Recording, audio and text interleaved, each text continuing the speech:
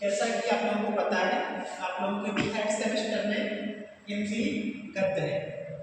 First semester में आपका हिंदी काव्य था, सेकेंड सेमेस्टर में कार्यालय हिंदी थी, थर्ड सेमेस्टर में फिर से हिंदी गद्य है आपका। गद्य में बहुत सारी विधाएं हैं आपके काव्य में, जिसमें कहानी, उपन्यास, नाटक, एकांकी, आत्मकथा, संस्मरण, ये सब आपके सिलेबस में है। हम लोग शुरुआत से पढ़ते हैं कहानी। कहानी गद्य की एक छोटी विधा होती है। इसकी कथा वस्तु काफ़ी छोटी है। आपके सिलेबस में जो कहानी दी हुई है उसका नाम है पंच परमेश्वर। उसको लिखा है प्रेमचंद ने।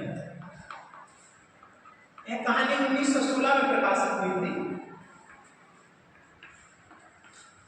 प्रेमचंद इसके पहले उर्दू में नवाब राय नाम से कहानियाँ लिखते थे।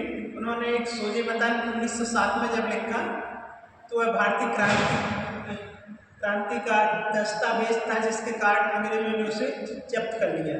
इसके बाद फिर प्रेमचंद हिंदी में प्रेमचंद नाम से लिखने लगे और इसी नाम से वह प्रसिद्ध हो गए। कहानी इस प्रकार है। इस कहानी की जो कथा वस्तु है, इसमें 4 पात्र हैं। एक है अलगू चौधरी, दूसरा शेख जुम्मन की खाला बूढ़ी खाला जिसे मुर्शी कहा जाता है, और एक है समझू साहब।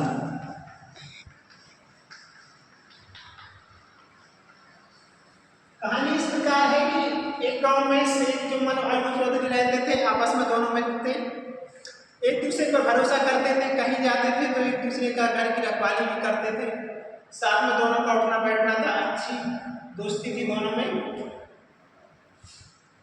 जुम्मन की बूढ़ी खाला थी तो उसके पास कुछ जमीन थी।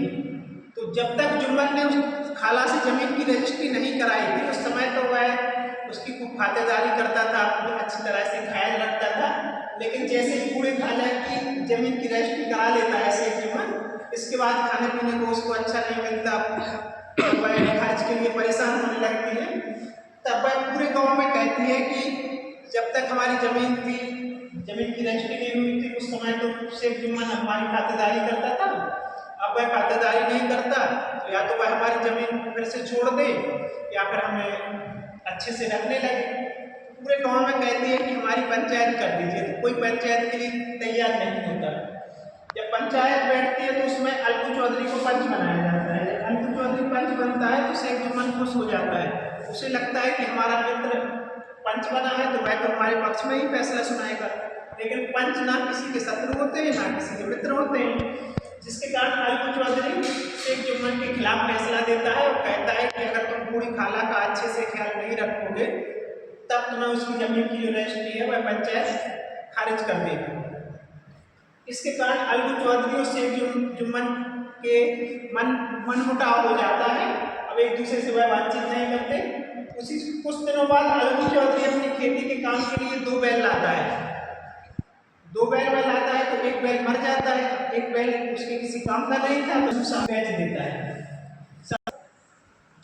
समझू साहू का काम था कि वह शहर से सामान ले जाता था और गाँव में बेचता था, और गाँव से अनाज लादकर शहर ले आता था। उसको नया बैल मिला था तो वह दिन में 2 से 3 चक्कर लगाता था। तो बैल को उसने अच्छे से खाना पीना नहीं दिया, जिसके कारण वह बीमार हो गया और मर गया। अलगू चौधरी जब समझू साहू से पैसे मांगे, 150 रुपये में समझू साहू को वह बैल बेचा था। तो जब अलगू चौधरी ने समझू साहू से अपने पैसे मांगे तो वह मना करने लगा। समझू साहू की जो स्त्री थी वह झगड़ने लगी, कहने लगी कि तुमने मरिया बैल दिया था, जिसके कारण वो मर गया। तो फिर गाँव में पंचायत बैठती है। पंचायत बैठती तो इस बार पंच में जुम्मन को बनाया जाता है। जुम्मन जब पंच बनते हैं तो अलगू चौधरी को लगता है कि हमने इसके खिलाफ फैसला दिया था तो हो सकता है हमारे भी खिलाफ फैसला दे। लेकिन जैसा हमने